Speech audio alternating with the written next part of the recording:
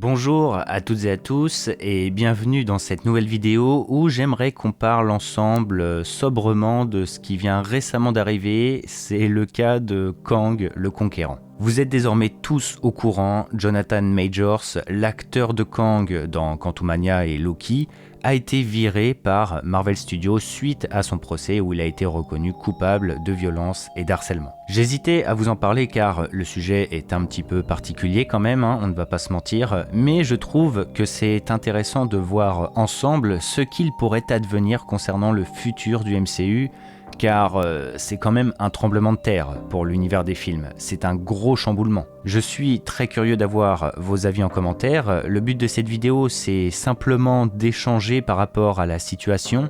Actuellement, rien n'est fixe concernant le futur de Marvel, tout ce qui est dit peut clairement changer, bref, voyons ensemble tranquillement comment tout ça peut évoluer. Bon, en vrai, on pourrait se dire que la solution est simple pour Marvel Studios, soit on recast, c'est-à-dire qu'on engage un nouvel acteur pour Kang le Conquérant et rien ne change, ou bien on délaisse le personnage et on commence à se concentrer sur une nouvelle menace, notamment Doctor Doom ou Fatalis si vous préférez, mais en vrai, je trouve que c'est quand même bien plus complexe que ça. Majors a excellé en tant que Kang et c'est indéniable, et le truc c'est que tout chez Marvel Studios tournait autour de ce nouveau méchant. On nous l'a présenté dans Loki comme l'être le plus important de toute la saga, en tant que celui qui demeure. Hiérarchiquement parlant, il n'y avait pas plus haut que ce dernier, puisqu'il veillait sur le bon déroulement de toute la saga. Et qu'en plus, il était l'élément déclencheur après Loki pour lancer la guerre multiverselle. Guerre où il est l'entité principale. Nous avons eu aussi Quantumania, où tout le scénario avait été changé pour mettre Kang au devant de la scène et en faire une entité centrale, alors que pourtant ce n'était juste qu'un variant parmi les Kang, puis sans oublier évidemment la fameuse scène post-générique nous dévoilant la totalité de ces variants, avec pour chaque Kang le même visage, celui de Jonathan Majors, de quoi en rajouter sur l'iconicité du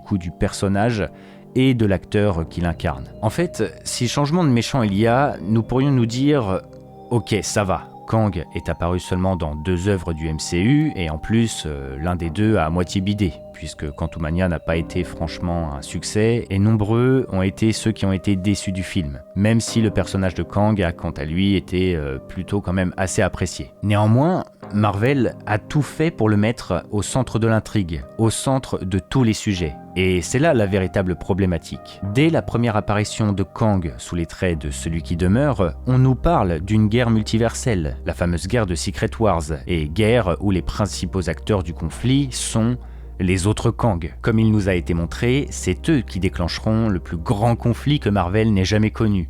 Et c'est l'un d'eux qui va le résoudre. Et après ça, le but pour Marvel était de solidifier ce qui a été instauré dans Loki, pour nous montrer la menace et nous prouver l'importance de ce nouveau méchant. Quand on prend du recul, le TVA, l'histoire entière de l'univers 616, la guerre multiverselle à venir, tout ça, c'est parce que les Kang sont derrière.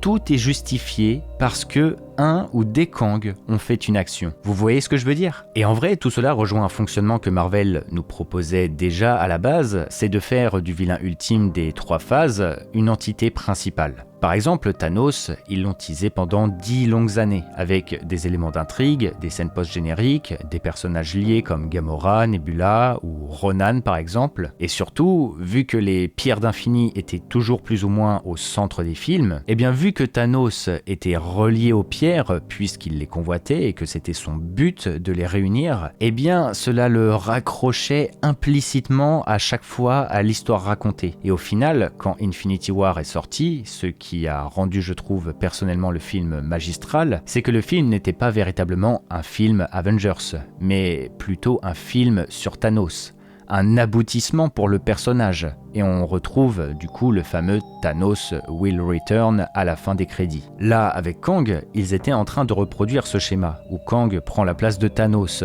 les pierres d'infini sont remplacées par le multivers, les timelines ou le temps en quelque sorte. La série Loki avait d'ailleurs fait une belle symbolique dans son premier épisode concernant ce procédé, et bref, Marvel a décidé pour le MCU de placer Kang au centre des thématiques du multivers. Ils ont fait ce choix. Et par conséquent, à chaque fois désormais quand on nous parle de multivers, eh bien implicitement on pense à Kang. Et tout cela, du coup, traduit un autre problème de taille. C'est que oui, bien évidemment, il y a tout ce concept de lore, où il faut que tout soit cohérent pour l'histoire étalée sur les 3 nouvelles phases, mais il y a aussi le délire de l'image, si je puis dire. Ce que je veux dire par là, c'est qu'en faisant de Kang une entité centrale dans tout le multivers, eh bien, actuellement, si on pense multivers dans le MCU, on pense à Kang. Et pire que ça, c'est qu'avec les performances de Jonathan Majors, ainsi que son procès qui a pas mal été médiatisé, car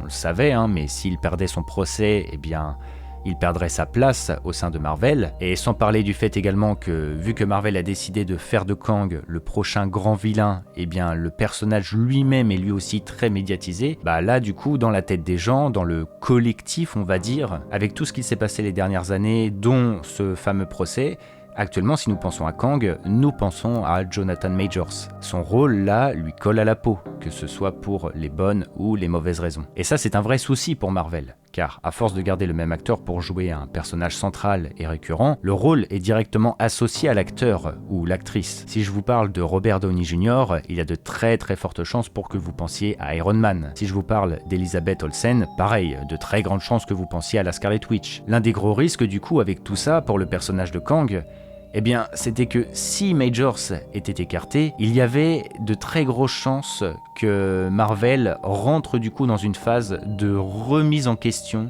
par rapport à leur direction et leur personnage. Et en plus, autre problème aussi, c'est que qui va vouloir reprendre le rôle après tout ça? Nombreux sont les acteurs qui pourraient incarner Kang, en vrai. Mais encore faut-il que ces derniers veuillent bien. Incarner Kang, aujourd'hui, c'est passer après Jonathan Majors, c'est prendre un rôle qui a été très médiatisé, et accessoirement aussi quand même pas mal critiqué, notamment à cause de certaines directions prises par Marvel, et certains échecs, dont notamment Ant-Man Quantumania. C'est un véritable challenge en vrai, si recast il y a.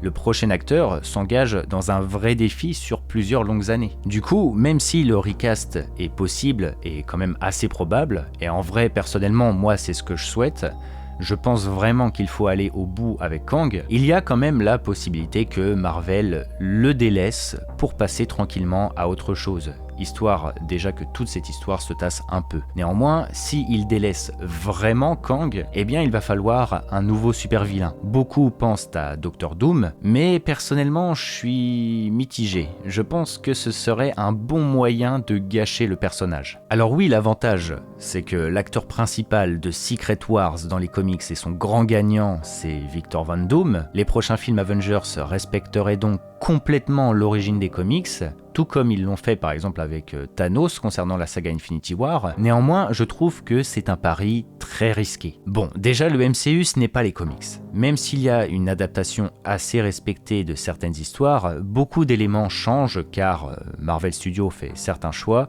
et ils font en fonction de ce qui a été amené dans les productions. Dans la saga Infinity War par exemple, le véritable héros de l'histoire, c'est Adam Warlock. C'est le plus grand rival de Thanos dans les comics.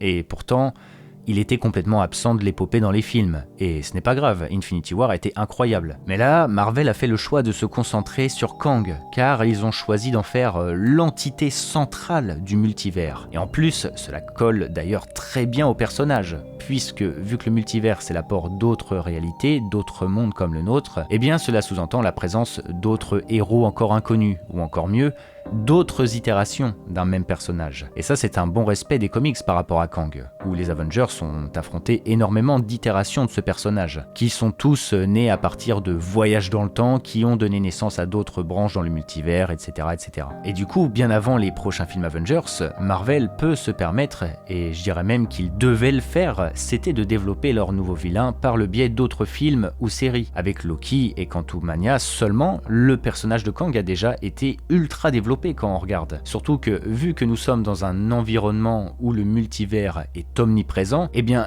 il ne faut pas développer seulement qu'un seul Kang, mais il faut développer aussi ses variants. Il était là tout le challenge. Avec une échelle multiverselle, il faut faire de Kang une menace pour chaque univers, et je pense qu'il y avait large moyen de continuer tout ce développement par le biais d'autres variants, dans d'autres productions, jusqu'à pourquoi pas l'avènement du Prime Kang, qui lui sera supérieur aux autres, etc., etc. Si nous revenons à Doom, actuellement, pour le ramener, il n'y a encore aucun développement le concernant. Il n'existe même pas encore dans le MCU. Et surtout, j'ai envie de le dire, mais dans le monde de Marvel, il y a les vilains et il y a Doctor Doom. Ce dernier, c'est la carte ultime de Marvel Studios qu'il ne faut pas louper. Il n'y a pas plus boss final dans les comics que Fatalis. Et là, nous sommes au beau milieu de la phase 5, nous n'avons toujours pas les 4 fantastiques qui sont très liés au personnage, nous n'avons toujours pas de Latverie ou quoi que ce soit, nous n'avons rien concernant le Docteur Doom. Et en plus de cela, les prochaines productions annoncées que nous connaissons ne laisseront pas la place pour un tel développement concernant le Docteur, sans même parler des films Avengers, car dans ces derniers, nous aurons tellement de personnages différents qu'il n'y aura pas de temps véritable pour bien développer Doom. Dans Infinity War, ils ont pu se permettre avec Thanos car c'était l'aboutissement de 10 années de teasing et de développement comme on l'a dit. En vrai, je vais vous dire, nous en avons peu parlé sur la chaîne, je comptais le faire un jour mais c'est un peu l'occasion d'en parler ici, mais pour moi, la meilleure façon d'introduire Doctor Doom, c'est de reproduire le même procédé que la série Loki. Avengers Endgame signifiait la fin des 3 premières phases et par conséquent le début d'un nouveau cycle. Un cycle où le multivers serait au cœur de tout. Par conséquent, grâce à l'utilisation du voyage dans le temps dans Avengers Endgame, une erreur a été commise par les Avengers et Loki a pu s'échapper, ce qui a modifié l'histoire et donné naissance à une nouvelle réalité. Un nouveau Loki. Et ce dernier, par la suite, nous a amené toutes les thématiques importantes pour les prochaines phases. Pour que ce soit plus clair, j'ai toujours pensé qu'il fallait rester à fond sur Kang jusqu'à la fin d'Avengers Secret Wars. Qu'on règle toutes ces questions liées au multivers et que l'on gère son effondrement dans Secret Wars. Car c'est ça la finalité de Secret Wars. Avant par la suite du coup de nous proposer une sorte de reboot. Mais durant le film Secret Wars, qui symbolise la fin de ce nouveau cycle, de la même manière que Loki, il nous faudrait un teasing durant l'épopée de l'avenir. Et c'est là où Doom pourrait intervenir. Quelque chose du style où pendant l'effondrement du multivers, ou pendant la renaissance de ce dernier, quelque chose émerge discrètement. Je dis n'importe quoi, mais après le reboot par exemple, nous pourrions avoir l'apparition de la Latverie, qui n'existait pas auparavant, qui n'était pas dans l'univers 616, et qui serait là parce qu'elle aurait fusionné avec un autre univers. C'est une idée comme ça. Ou bien quelque chose du style Doom a survécu dans son coin à l'effondrement du multivers. Il s'était déjà préparé, etc. Tu vois. Avant finalement de revenir, et il aurait du coup conscience du multivers précédent. Bref, je donne des idées comme ça quelconques, mais en gros quelque chose qui permette de teaser la future menace et les nouvelles thématiques à partir du tout dernier film de ce nouveau cycle. Comme Loki avec Kang. Quand on regarde les 3 premières phases, nous étions à l'échelle d'un univers, nous étions très orientés sur l'espace avec les pierres d'infini, et pendant qu'on réglait cette question des pierres d'infini avec le voyage dans le temps, eh bien la thématique du multivers est arrivée très discrètement, implicitement, par le biais de Loki, durant ce même film. Et je pense que c'est ce procédé qu'il faudrait réutiliser pour Doctor Doom, surtout que cela ferait une belle référence du coup à Secret Wars des comics, parce que Doom est clairement lié à tout ce concept-là. C'est là où il brille le plus personnellement, je trouve. Bref, pour conclure, je dirais qu'il faut aller au bout avec Kang et qu'il faut recast le personnage. C'est le mieux à faire. Ils se sont trop engagés avec Kang, ils en ont fait trop une entité importante et centrale dans le scénario de ce nouveau cycle multiversel. Néanmoins, il faut trouver l'acteur qui voudra bien passer après Jonathan Majors et qui voudra s'engager sur ce rôle très médiatisé pendant plusieurs années. Par conséquent, à mon avis, il faut prendre le temps et laisser Kang de côté pour le moment. De toute façon, il y a plein d'autres histoires à raconter, il y a plein d'autres projets de prévus. Cela va permettre de moins sacraliser Kang et laisser respirer un peu le personnage, avant de pourquoi pas du coup le faire revenir comme il faut dans les années à venir. Voilà, sur ce, je suis content d'avoir pu parler de tout ça avec vous. Je trouvais que c'était important d'en parler et j'en avais vraiment envie. Je suis très curieux de vous lire et d'échanger avec vous sur le sujet, car c'est un petit peu inédit en vrai comme situation. On se retrouve très vite pour de grosses vidéos. C'était Argorok. Allez, ciao tout le monde.